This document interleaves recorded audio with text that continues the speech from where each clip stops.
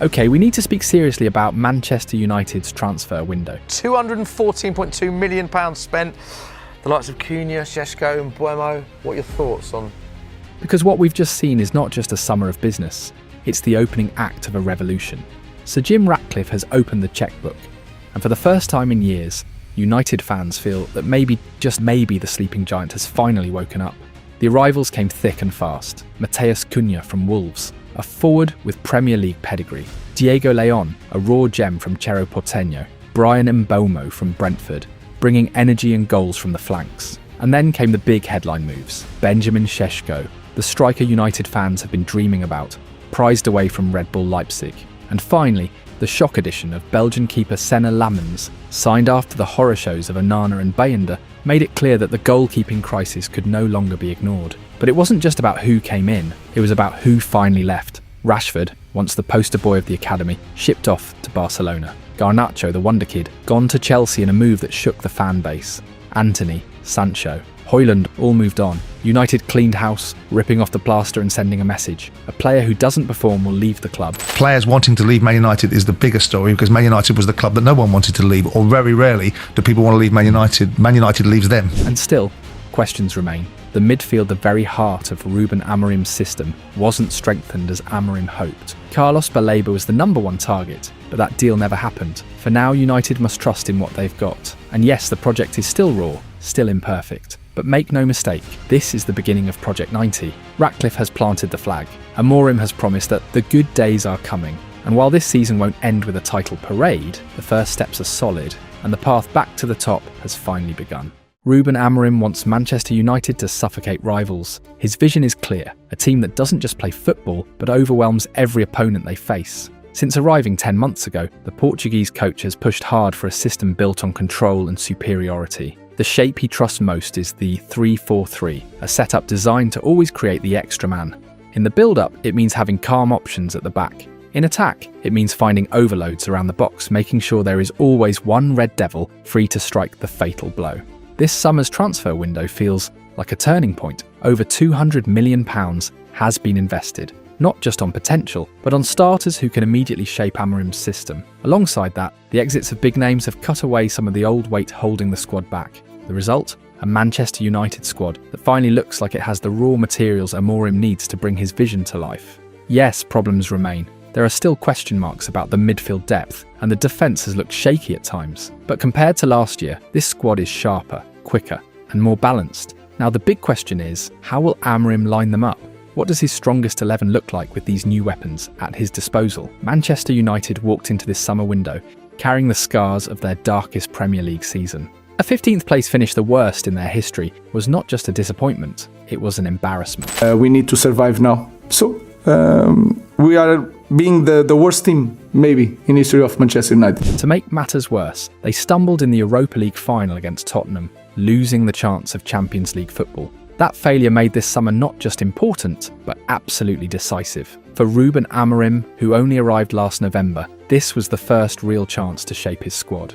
And he wasted no time. Matheus Cunha came in early, Brian Mbeumo followed, Benjamin Šeško was secured. Insert and on deadline day, Senne Lammens arrived to fix the disaster in goal. At the same time, Old Trafford saw big names leave. Antony and Alejandro Garnacho were sold on permanent deals to Chelsea and Betis, while Rashford, Sancho and Højlund were all sent out on loan. Painful exits, yes, but also necessary to reset the dressing room. This wasn't chaos. It was strategy. United's new transfer approach is driven by data, analysis, and a clear long-term vision. 4 key questions shape their work. Is this squad stronger than last season's? Did they land their primary targets? Do the signings fit the right age, profile, and cost? And did they finally cut ties with the high earners outside Amorim's plans? The answer, brutally, is yes to all 4. That doesn't mean the problems are solved. Far from it. United is a juggernaut that has been drifting off course for years. They are still miles away from Liverpool, Arsenal, Chelsea, Tottenham, or City. But here's the key difference. Now they are steering in the right direction. United's transfer strategy this summer has been simple, strategic, and is being based increasingly on data. The hierarchy at Old Trafford knows it will take several windows to get the squad where they want it to be. and there will be some imbalance and some pain in the meantime. Amorim is fully on board with that plan. Financial restrictions mean that they have had to prioritise, and it's very clear that the priority has been to make United an attacking force again, even if that means putting other positions of need on the back burner. So why did Manchester United throw more than £200 million into attack while leaving other areas waiting? The answer is brutal in its simplicity: goals. Last season, United scored fewer than anyone outside the bottom three. Only Everton were worse. For a club built on attacking glory, that was nothing short of shameful. I watched Forest the other night. I was kicking my cups of tea over. I was watching it. All I hear was they're neat and tidy, but they were never going to score. Never going to score. Jason Wilcox and his team studied the wreckage of last season and came to one clear conclusion: United had forgotten how to scare teams. Old Trafford was no longer a place of fear. That had to change. So the money went into firepower. Matheus Cunha, £62.5 million. Brian Mbeumo, £71 million. Benjamin Sesko, £73.7 million. 3 forwards, 3 statements of intent, and together a promise that United will never again be toothless in front of goal. The defence may still need work, the midfield may not yet be perfect. But this was about restoring the club's identity. United have always been about attack, and Amorim knows that to wake up a sleeping giant, you don't whisper, you roar.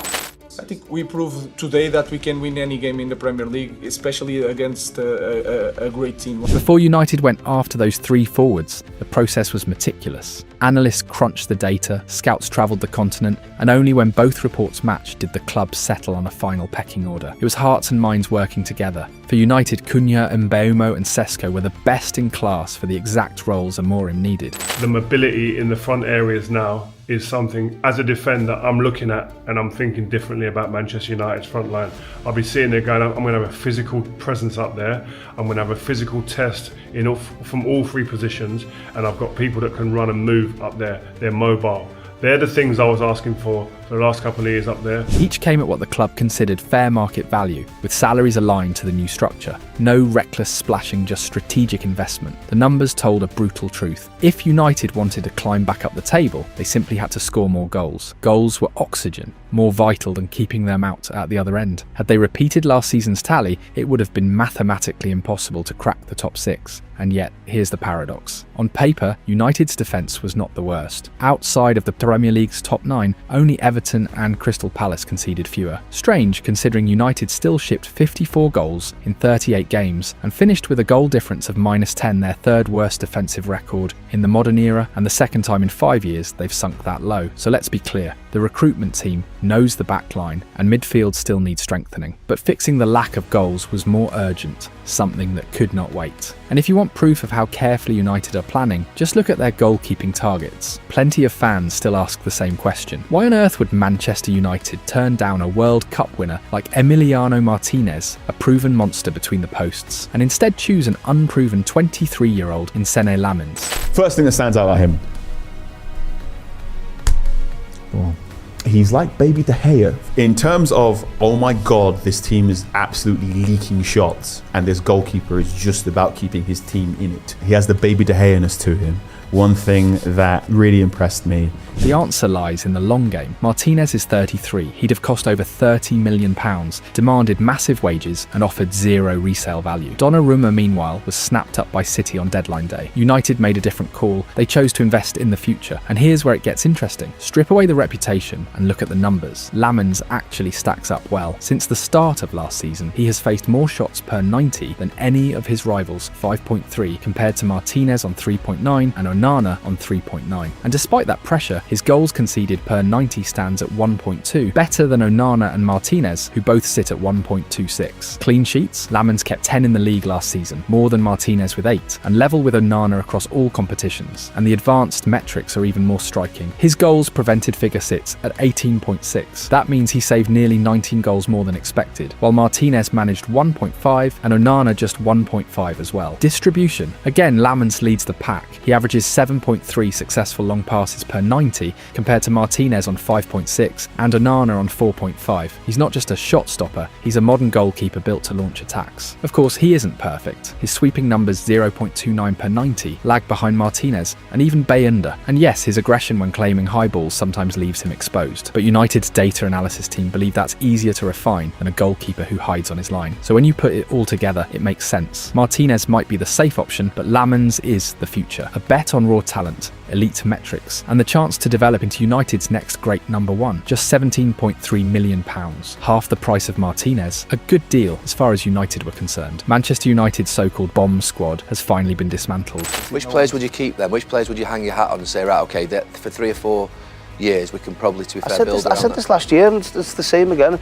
I keep Bruno and the, main the young ones, but I think there's just a culture there now where, it's too easy for them to lose games, and then you see them coming out, on to the next one and all this rubbish, and you're like, just show it on the pitch, show some character and fight on the pitch, and it doesn't seem to be that. Being from Liverpool but spending so many years at Man United, I want the club to do well. For years, the club carried the weight of expensive flops. Big names who became nothing more than VIP spectators in the Sir Alex Ferguson stand. That era of bloated squads and wasted millions is over at least. That's the message this transfer window has sent. Chelsea might celebrate landing Alejandro Garnacho for £40 million, but United are just as pleased. It's the biggest sale ever for an academy player and proof that even the crown jewels can be cashed in if the price is right. Marcus Rashford has gone too, with Barcelona covering his full wages for the season. That alone frees up space and silence around Old Trafford. Then there's Antony, once an £86 million signing, now shipped off to Real Betis for just £21.7 million. A brutal fall from grace, but a necessary one. Rasmus Højlund, the £72 million striker from Atalanta, has been sent to Napoli on loan with an obligation to buy for £43 million, provided the Italians reach the Champions League. Jadon Sancho is out as well, moving to Aston Villa on loan, with United recouping 80% of his wages and pocketing a solid loan fee. All told, the bomb squad has cost the club nearly £100 million in lost revenue. Painful numbers, but perhaps essential for the reset. The only survivor is Tyrell Malacia, who remains at Carrington after a failed deadline day switch to Elche. For once, United looked lighter, cleaner, less noise, less chaos, fewer distractions. Amorim now has a squad that feels like is not a museum of expensive mistakes. Now we need to talk about the midfield, the area that so many fans thought should have been United's top priority. And yet, in this transfer window, the club chose restraint. For once, they refused to repeat old mistakes. The only thing I feel, if I'm being completely honest, is could you have used that money and put it on Adam Walton or a Baleba? Because your midfield is so disgusting. It's beyond a joke. Like, a midfielder would genuinely change your lives. Carlos Baleba was there, shining bright as the kind of midfielder who would have fitted Amorim's system like a glove. His tackling, his dribbling, his ability to dominate duels all over the pitch. He looked perfect for Old Trafford. But Brighton demanded £100 million, and United said no. Not because Baleba wasn't worth the risk, but because the numbers didn't add up. Baleba, his biggest thing for me is being able to transfer the ball from the back line in our back area through to the 8s and the 10s. Yeah. Either driving with it or turning and getting it and playing. In another era, United would have thrown cash at the problem. Not this time. They are willing to wait. And then comes Kobbie Mainoo. Last season, he was England's golden boy, starting in a European Championship final at just 19. But under Amorim, he has struggled for minutes. Gary Neville even said it. I thought Mainoo could step up, but it's clear Amorim is not having him right now. The frustration has boiled over. In the last week of the window, Mainoo asked the club to explore an exit. The answer? A categorical no.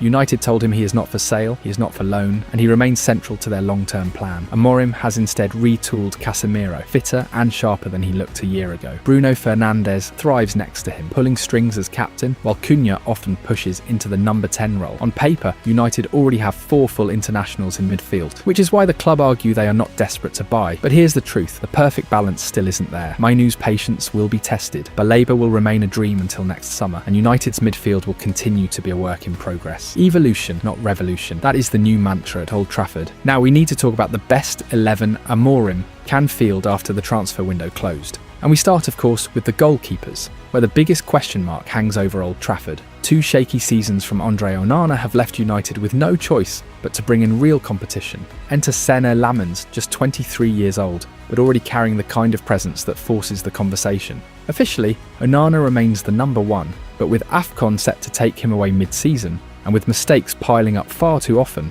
Ruben Amorim may be tempted to accelerate the transition. There we go. He's rubbish. He's absolutely rubbish. He's so bad in goal. I'd rather have bloody Casper the Ghost. He's absolutely in goal. Lammens isn't just a stopgap, his reflexes, his reach, the way he spreads himself in one-on-one duels. It all feels reminiscent of a young David De Gea before his decline. Yes, the Premier League will test him, especially under the aerial bombardment of set pieces and crosses, but Lammens brings a calmness and authority that Bayanda never truly provided. Do United need to do a piece of business in goal in the next couple of days? Yeah, yeah. Without doubt. Have you seen these two?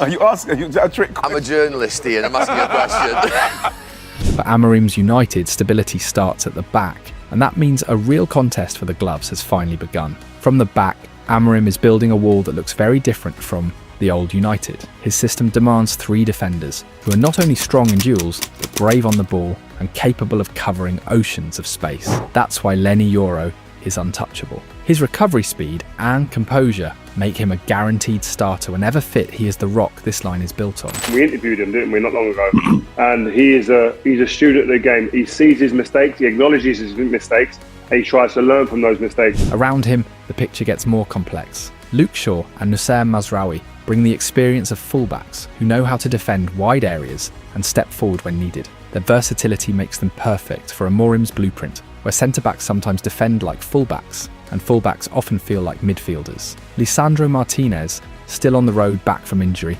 could be the real difference maker once fully fit. His vision, his ability to thread vertical passes under pressure, and his left-footed balance would elevate United's build-up to another level. Until then, Amorim has relied on Matthijs de Ligt, who has stepped ahead of Harry Maguire with strong early season performances. This defensive unit is deep, but it is also a puzzle. Amorim's challenge is finding the right mix of pace, intelligence, and composure. Yoro is the anchor, but for United to dominate, the rest of the line must grow into his standard. Now we arrive at the wing-backs, the lungs of Ruben Amorim's system, and perhaps the most demanding roles in his entire 11. This is where United's ambition collides with its lack of depth. On the left, Patrick Dorg shoulders an enormous responsibility. At just 20 years old, he is asked to stretch the pitch, drive forward, and still track back with ferocity. His energy and attacking instincts are undeniable, but asking him to carry this burden for an entire season might be too much too soon. Amorim has experimented elsewhere.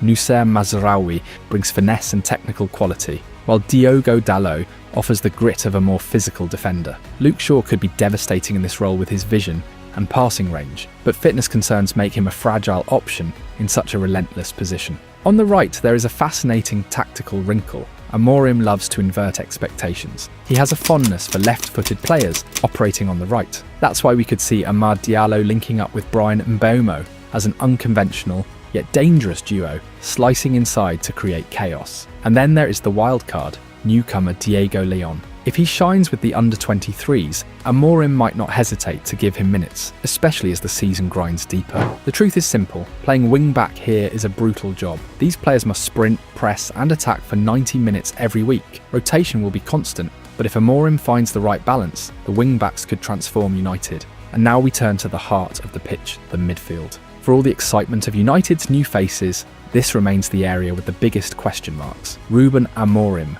demands midfielders who are both warriors and creators. Players who can crunch into tackles but also ping 40-yard passes into the channels. Yet when you look at this squad, the fit isn't perfect. Bruno Fernandes is the undisputed leader, but his natural instincts are those of a playmaker, not a box-to-box destroyer. Amorim has pushed him deeper, but the Portuguese still roams, still gambles, still plays with fire. Next to him stands Casemiro, a titan of the past, but at 33 his legs no longer cover the ground like they once did in Madrid. His mind is sharp, but his body betrays him in open spaces. Behind them lurks a pairing full of promise, Kobbie Mainoo and Manuel Ugarte. Mainoo has that silk, the ability to twist out of pressure with the calm of a veteran. Ugarte, by contrast, brings the bite, the aggression, the willingness to fight for every blade of grass. But between them, there's a missing link. Neither offers the aerial dominance nor the consistent long passing that Amorim craves to unlock his wing-backs and advanced forwards. There's also Mason Mount. He's intelligent, tireless, and Amorim has hinted he could be deployed centrally to patch the gaps. Yet Mount is a stopgap solution, not the long-term fix. And then, somewhere in the shadows, is Sekou Kone, just 19, recovering from a serious head injury, but with a passing range that turns heads in the academy. Amorim sees potential in him, and perhaps by season's end, the youngster could emerge as an unexpected answer. For now, though, this midfield is both intriguing and flawed. It carries the spark of brilliance, but also the weight of uncertainty. And in the Premier League, that is a dangerous gamble. Now we need to talk about the creative heartbeat of Amorim's United, the number 10 role. It's here where the new signings have truly transformed the picture.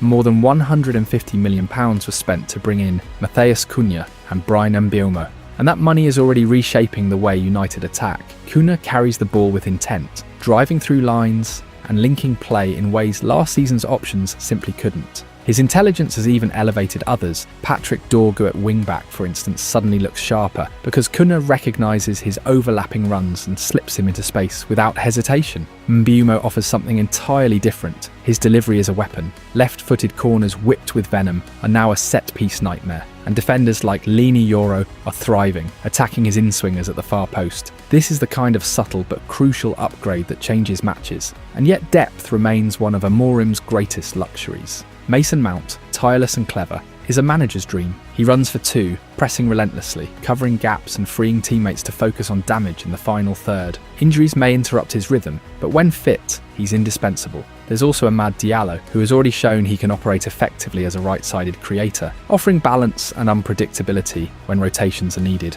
And looming in the background is Bruno Fernandes. The captain has been nudged deeper this season, but Amorim always has the option to unleash him back into his natural habitat as a number 10. If Cunha or Mount falter, Bruno can step forward, while Mainu slots alongside Casemiro in midfield. Now let's move into the number 9 role, the tip of Amorim's spear. Benjamin Sesko arrived with high expectations and a heavy price tag, but he's still sharpening his edge. At just 22, the Slovenian striker carries raw pace, a knack for intelligent runs, and the kind of presence defenders hate to face. We've seen flashes of his straight-line speed and his clever movement inside the box, but the question remains, can he turn those glimpses into the consistent goals United are crying out for? Amorim is betting that time and patience will transform him into a ruthless finisher. Waiting in the wings is Joshua Zirkzee, the self-proclaimed 9.5. Unlike Sesko, Zirkzee doesn't live on the shoulder of the last defender. He drifts deep, links play, and thrives on combining with teammates. He's less about volume of goals and more about unlocking others. Amorim has challenged him to be more selfish, to take his chances rather than always creating for those around him. If he answers that call, he could become the perfect foil in United's unpredictable attack. And then there's the wild card, Chida Obi Martin, young, fearless, and still learning. But a reminder that United have one more card to play if fortune turns against them. This is the trio Amorim must rely on, one with the speed to stretch defences, one with the vision to connect the lines, and one who represents the future. But the Premier League is merciless and the test is simple. Can this mix of talent, youth and promise deliver the goals to carry United back where they belong?